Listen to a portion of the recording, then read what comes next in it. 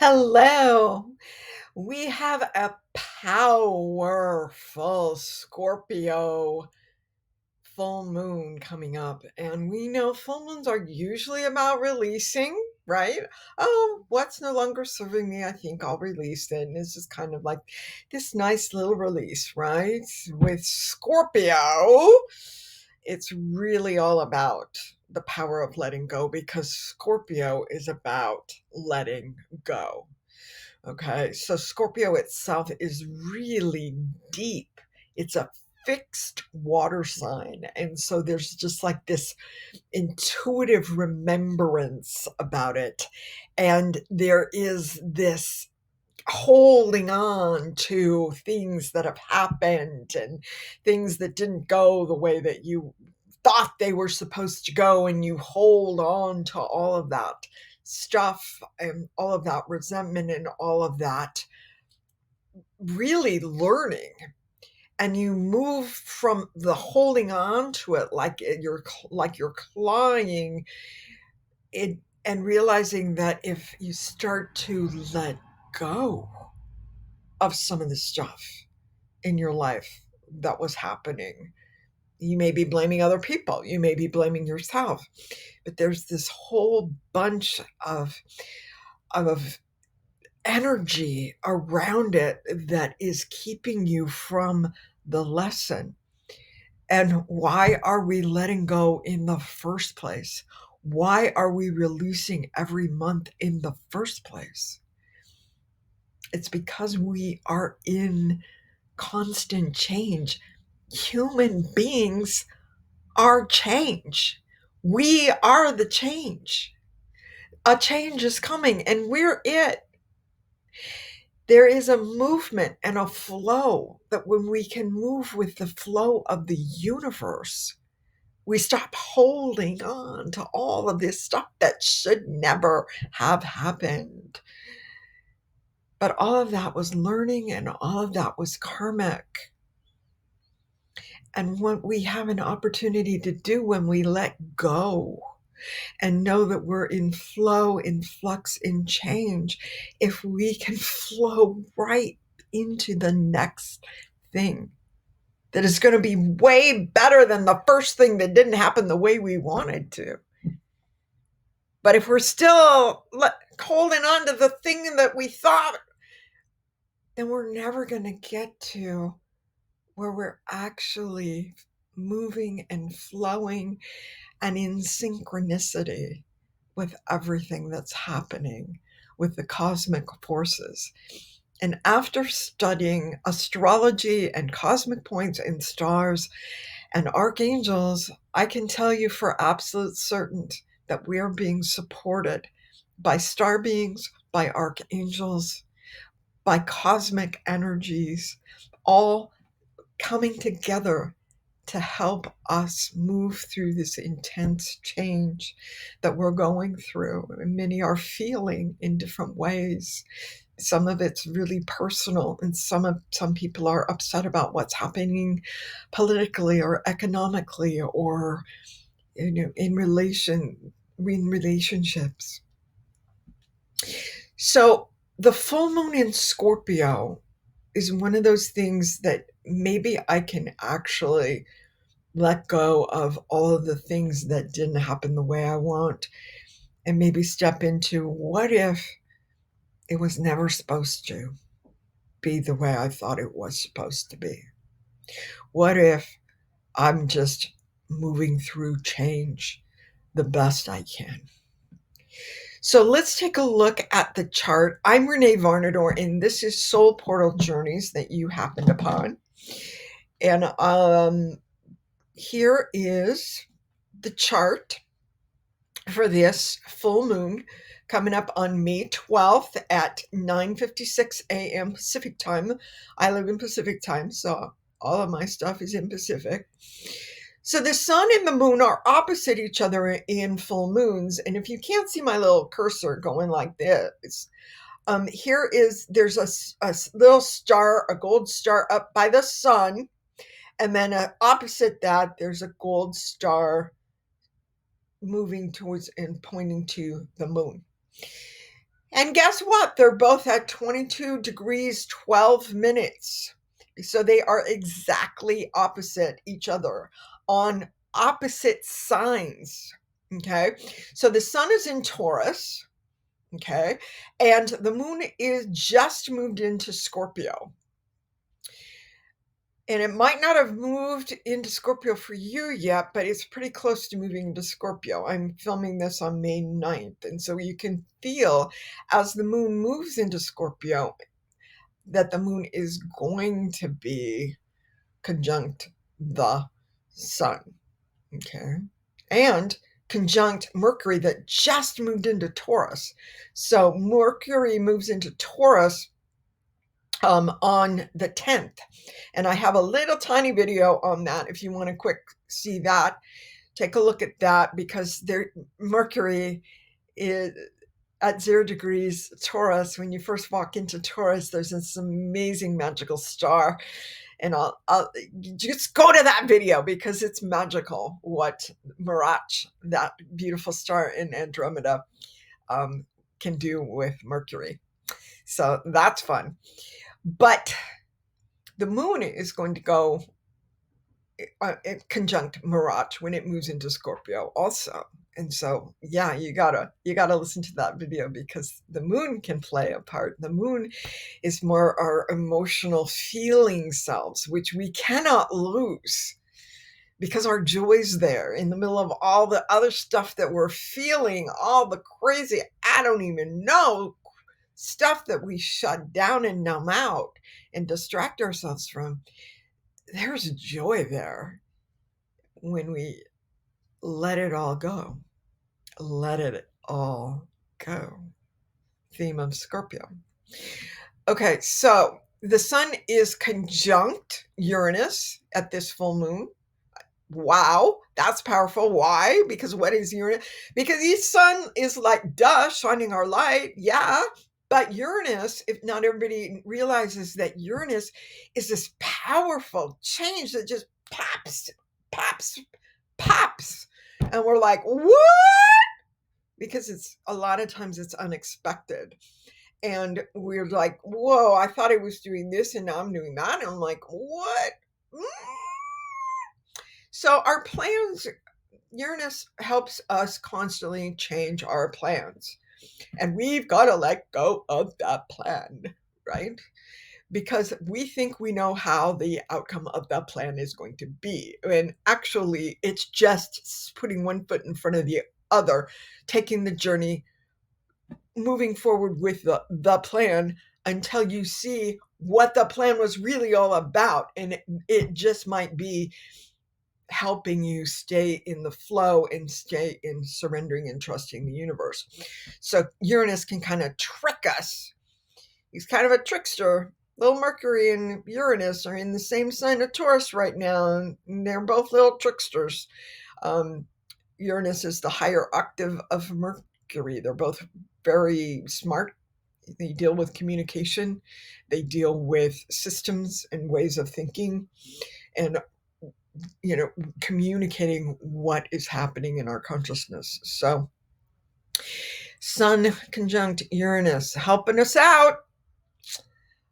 Saturn conjunct Neptune. A lot of times in Neptune will come in and we'll be all like, oh yes. A lot of times our dreams and the things that we think we want are all influenced by Neptune in illusion, delusion, this magical, mystical fantasy. And we come at it, we love it, right? When we're in Neptune and then we're in the dream time. It's so, oh yeah, I love it, right?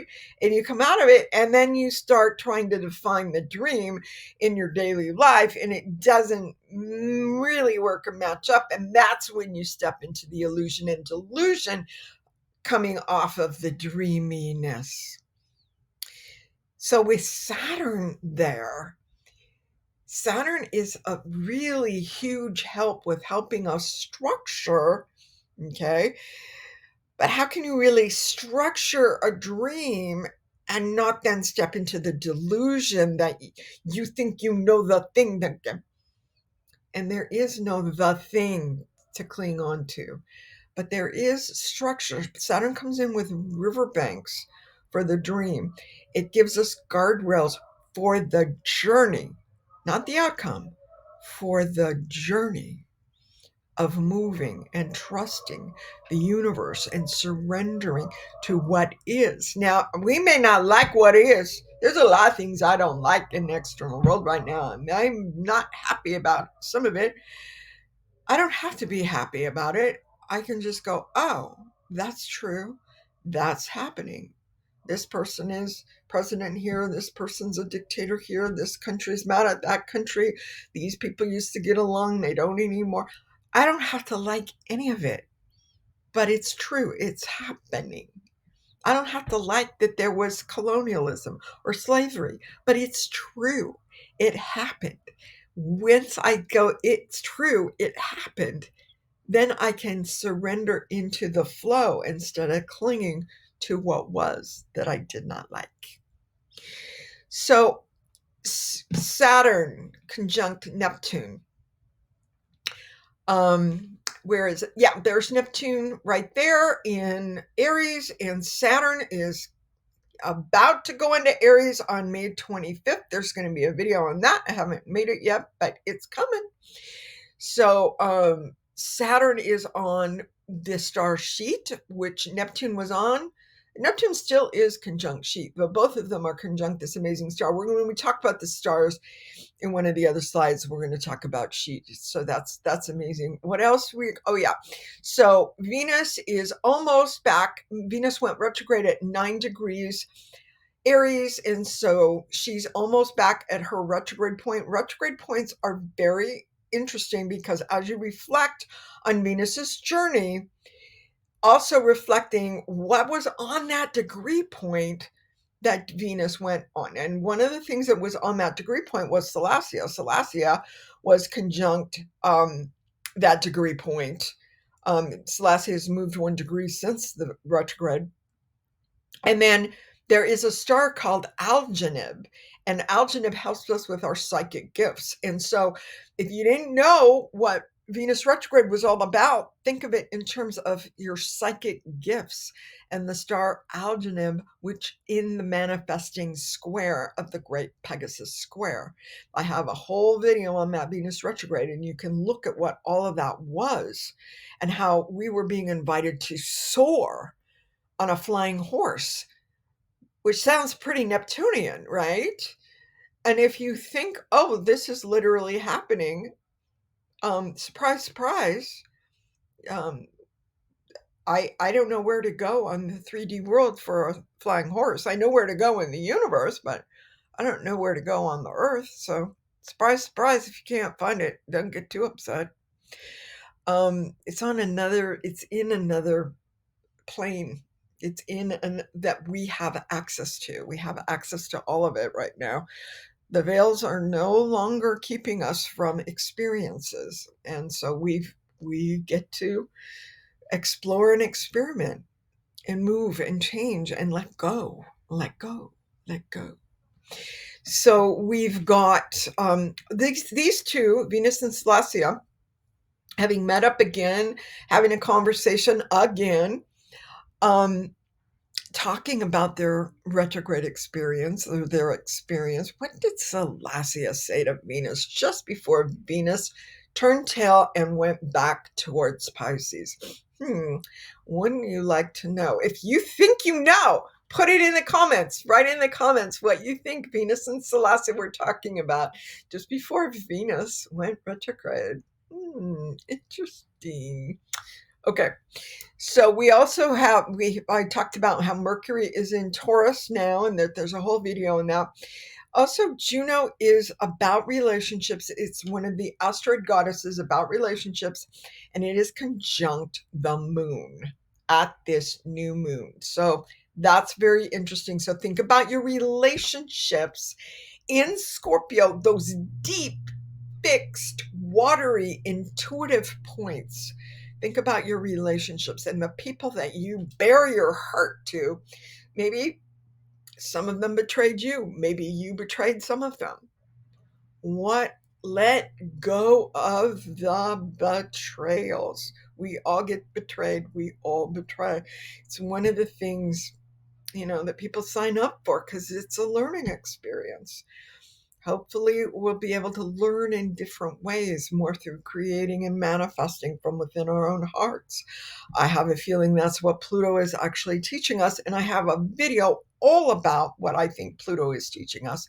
So take a look at that one too. Just subscribe to my channel, look at my playlist, it's all there.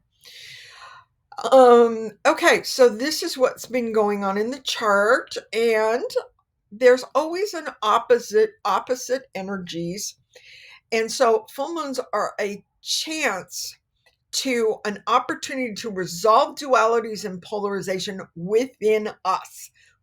Most of us cannot do a whole lot about political situations and countries having fights and all sorts of things like that. But we can absolutely resolve dualities and polarities within us. So, what we're going to practice opening into our deepest love within our heart to resolve the duality within us. Notice which side of the duality I prefer to be on. Now, so for example, in this full moon, these are the dualities. The sun is in Taurus, which is very grounding. Taurus is all about pleasure and, oh, this feels good. I'm going to stay here. I like this. Oh, I'm going to live here. Oh, the water is so beautiful. Oh, I just feel walking around in nature is amazing. And so there's this, oh, I'm going to plant something here. This is my land. So all of that is grounding activities that have to do with the sun in Taurus. Now, the moon in Scorpio is the opposite. And the moon in Scorpio is what I was talking about before. It's the letting go of all of those big plans that I had, these intuitive insights and flashes that I was going to go and take to this person. We were going to do this together. And then they didn't want to do it. What? Ugh. Okay. So all of that, letting all of that go and say, oh, this isn't going to happen. Okay, let me regroup and think about what is next. What is going to happen? If I'm going with the energy from within my heart, what is going to happen? So grounding and letting go feel like opposites. If we were looking at Scorpio up here and then the letting go and then the Taurus down here and grounding, look at this whole different Taurian earth energy grounding into the earth, going into the core of the earth, and Scorpio in this fixed, watery, intuitive realm that is actually kind of scary until you get used to it. And then oh, actually, this is just part of me. And I've been afraid to see it and I've been hiding from it. But let me just let go of my blinders and just be willing to look at who I really am and who I've been.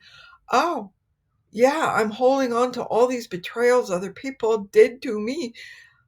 I didn't see that I betrayed someone else also. So that kind of gives us a whole different idea around what we're letting go of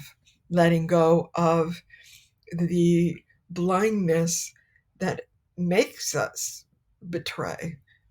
Because when we are willing to see what is and speak it and stand by our truth, then we can't betray because we're totally honest with ourselves.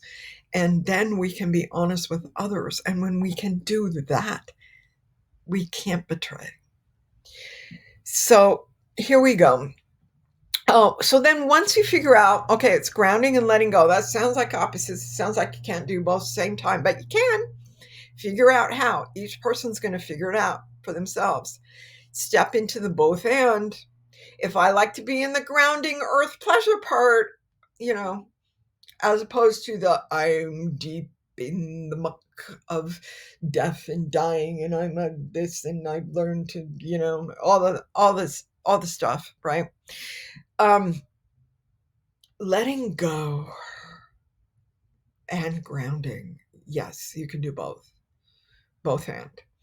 So resolving that polarity from within you, being willing to see what is, and grounding in, anchoring in the light, in the intuition, in the truth of our whole being, our fullness, not just camping out in, oh, I'm so deep, no one understands me.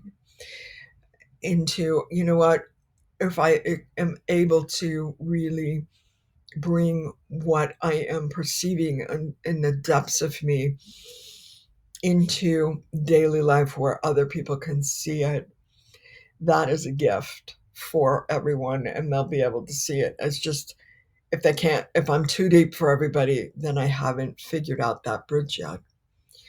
So that's learning I had to do.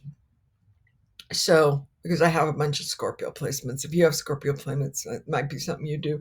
Write in the comments if you do have Scorpio placements and you've had to learn what it is that you did so that people could understand your depths and not be scared when you tell them, right? All right, so the next thing we're going to look at is the stars. We've got Beta Centauri and Hadar on the moon, and we have Capulus on the sun, and we have Algor on Uranus. We've talked about that a lot on my channel. We've talked about Sheet. We've got Saturn on one side of it and Neptune on the other, and we know that Sheet is in Pegasus, and it is the star that is helping us open our crown chakra. When we do our new moon ceremonies, we always been lately for the last year or so opening our crown chakra so that these stars can come in all the way to our hearts, and we can look inside our hearts and then make decisions from that place. And if you want to find more about how to do that with us, there's a slide at the end, so stay to the end, and I'll invite you into our amazing group of amazing people. Jupiter is conjunct all of these Orion belt stars, including the Orion Nebula, which is really a powerful point. So all of this is going on. So they're Orion. It's one of Orion, the hunter, is one of the most easiest to spot in the northern hemisphere, constellations in the northern hemisphere. And the belt stars, the 1, 2, 3 belt stars, they're all, not surprising, they're on very close, similar degrees. And Jupiter is on the belt star right now. And so for me, the belt star is different ways of seeing. Okay, 1, 2, 3 different ways. 1, 2, 3 different ways of seeing. And once you see 3 different ways of seeing, then you're stepping out of polarity and you're stepping into the third way. You're stepping into the both and, you're stepping into 3 ways of seeing, or you're stepping into 3 different dimensions you have access to. One of the things we're also doing in my private group that I'm going to be telling you about is working on the different dimensions. You have access to all of this if you want it. So just make up your mind to what it is you want. We've got Lilith and Haumea on the Shapely Attractor, which is this powerful point. Haumea is a dwarf planet that's been on Shapley Attractor for over a year. And recently, in the last month or so, Lilith has been on there, and Lilith is helping us understand and release karma. It's a very Scorpion thing. And of course, the Shapley Attractor is in 2 degrees Scorpio. So we have help. It's not like we have to do this ourselves and figure this out, because we just surrender to the Shapley Attractor, and the Shapley Attractor will help us let go, right? So all of this stuff, all of this karmic stuff, I had, and your letting go may show up in completely different ways than mine. But for an example, my letting go at the last eclipse, eclipses are really easy letting go points. I just felt all of these strands of tied up knots leaving out the bottom of my feet. And I felt so much freer after that. And I was able to move through as plans changed, I stopped being upset and stuck and started going, oh, wow, okay, this plan is changing. What is happening now? Oh, this is okay. This is where I'm going on my journey now. Oh, this is where I'm going. Oh, I'm not headed towards that outcome anymore. It was just an outcome. But this now is where I'm walking. This is where I'm heading. So Shapley Attractor helps us release a lot of stuff like that. And then Eris and Chiron are opposite Arcturus. Eris has been moves really, really slow. It's been on Arcturus for quite a couple of years, and now Chiron has moved into an oppositions to Arcturus also. And Arcturus, there are amazing star beings on Arcturus who are helping us with emotional healing, and emotion may come up in Scorpio season while the moon is in Scorpio. I know that my most emotional times in the month are in Scorpio season. And I know a couple other people with Scorpio moons where that's what happens for them too. That's their most emotional time. So if you feel that the 2.5, 3 days that the moon is in Scorpio, you feel really emotional. Congratulations, because you're feeling and responding to the forces and the energies, and you use that emotion coming up to say, I'm going to go meditate right now, or I'm going to go sit quietly and listen to music, or I'm going to dance in my living room when nobody's watching, and I'm just going to experience these emotions that are coming up, so that as all of this stuff comes up, I can be letting it go. Okay. So all of that is good, because so not only are the current emotions, but some of the stuff also leaves. So powerful, powerful. When is this PowerPoint happening? This powerful point, May 12th, 2025, a couple days from now. So all of this happening. And here we go. Next slide. Here's that star sheet I was talking about, and here is the algorithm where Venus went retrograde, and where Selassie and Venus were talking, and they were both on this powerful manifesting square in Pegasus, the flying horse. And here is a symbol for a clairvoyant medium in 1925. Um, Sat with an astrologer for an entire afternoon in San Diego. And each degree of the zodiac, she came up with a picture. And he wrote it down on the degree card. She didn't see any of the degrees. She wasn't an astrologer. She didn't know Taurus from Scorpio, but she saw a picture for each of the degree cards the astrologer was holding.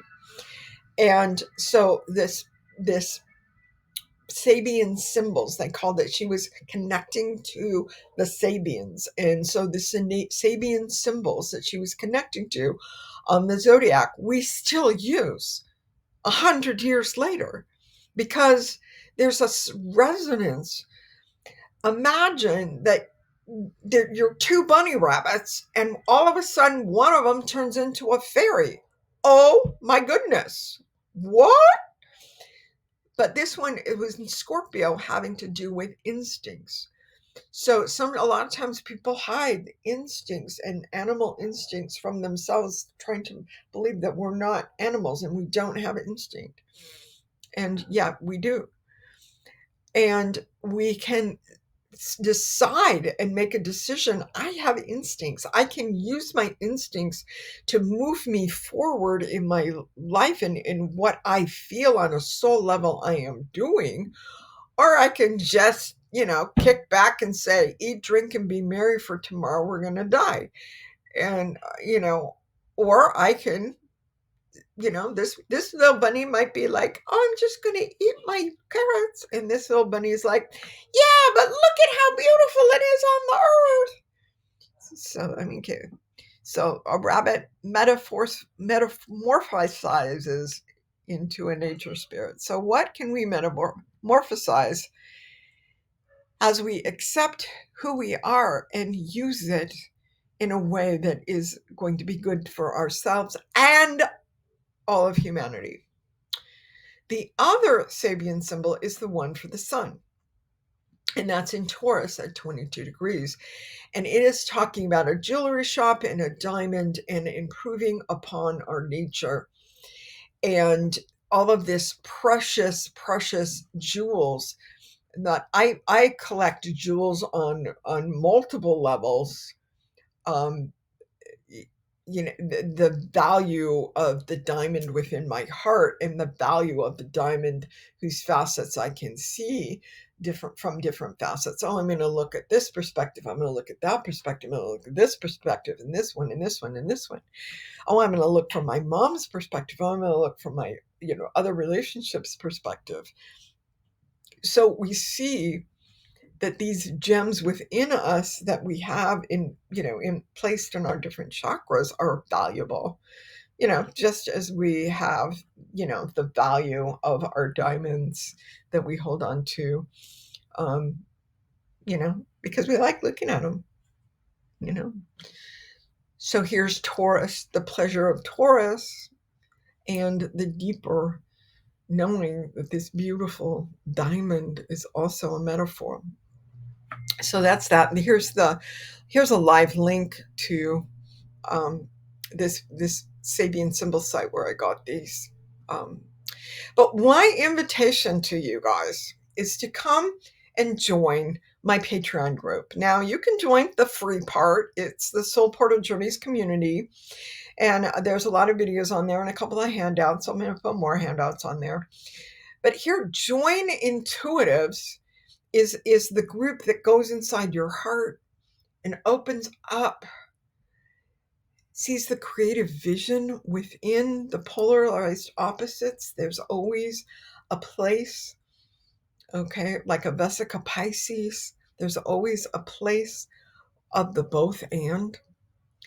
And if you're looking for a community, a spiritual, like-minded humans, there's a huge sense of belonging in this community.